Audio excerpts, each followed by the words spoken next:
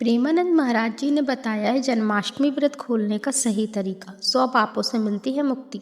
चलिए स्वागत करते हैं आपका अपने चैनल में। आज हम जानेंगे इस वीडियो के माध्यम से।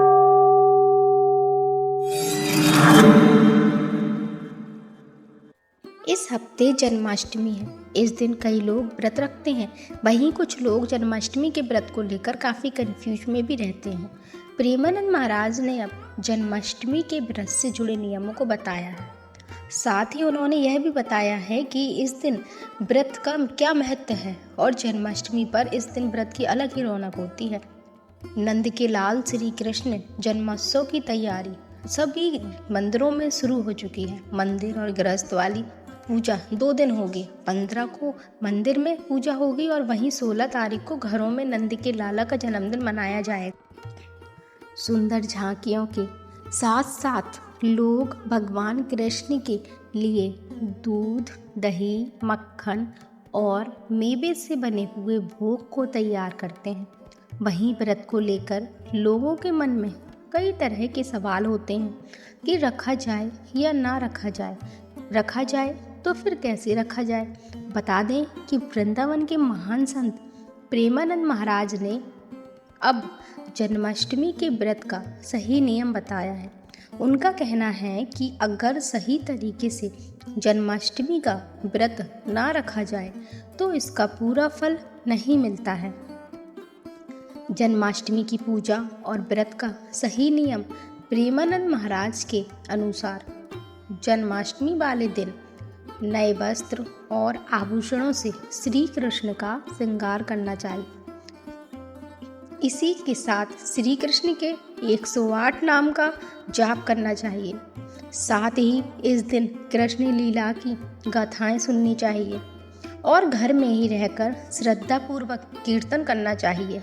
उन्होंने आगे बताया है कि जन्माष्टमी वाले दिन ब्रह्मचर्य का पालन करने के साथ साथ तामसिक खाने, नॉनवेज और प्याज लहसुन से दूर रहना चाहिए। श्री कृष्ण के जन्म के बाद ही भोग के प्रसाद के साथ ही अपना व्रत खोल लेना चाहिए।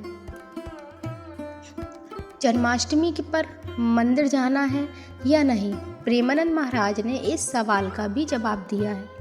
उनके अनुसार जन्माष्टमी वाले दिन कृष्ण मंदिर में जाकर भगवान के दर्शन करने से लाभ मिलता है। जन्माष्टमी पर विधि विधान से की गई पूजा से खूब लाभ मिलते हैं। इसके अलावा प्रेमानंद महाराज ने ये भी कहा है कि भगवान कृष्ण को जन्माष्टमी पर चावल से बने मालपुए और घर में बने मक्खन का भोग जरूर लगाना चाहिए, क्योंकि उन्हें ये काफ़ी पसंद है।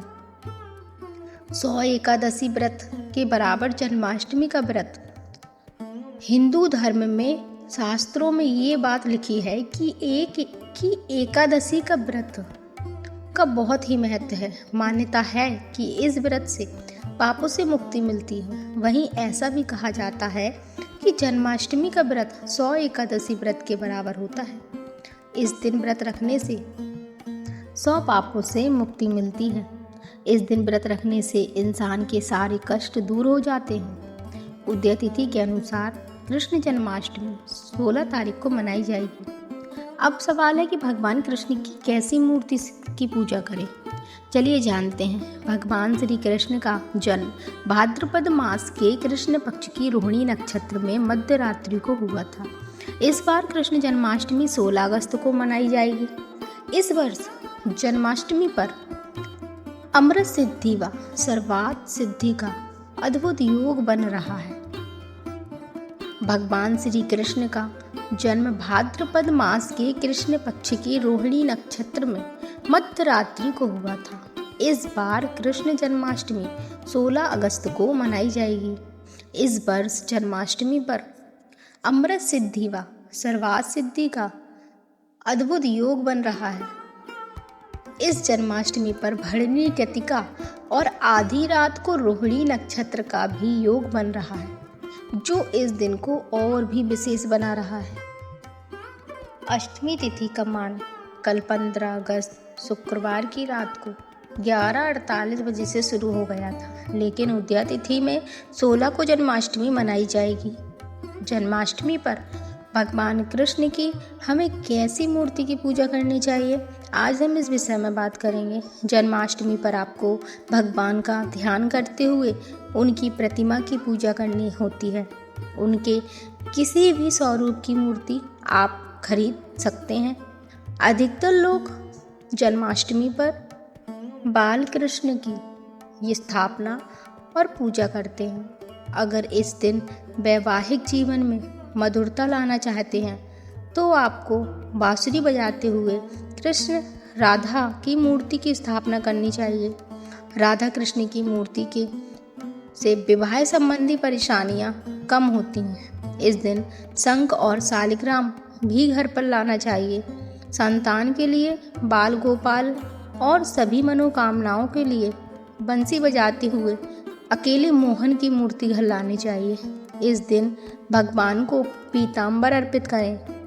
गोपी चंदन का उनका श्रृंगार और फूलों का इस्तेमाल करना चाहिए। बेजंती के फूलों से भगवान का श्रृंगार आपको लाभ देता है।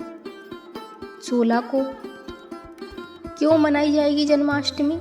आइए पंचांग बताते हैं कि अगर ऐसी स्थिति बने कि जब अष्टमी तिथि और रोहिणी नक्षत्र का मिलन नहीं हो रहा हो, तब उदया तिथि को मान्यता देकर जन्माष्टमी मनाई जा सकती है।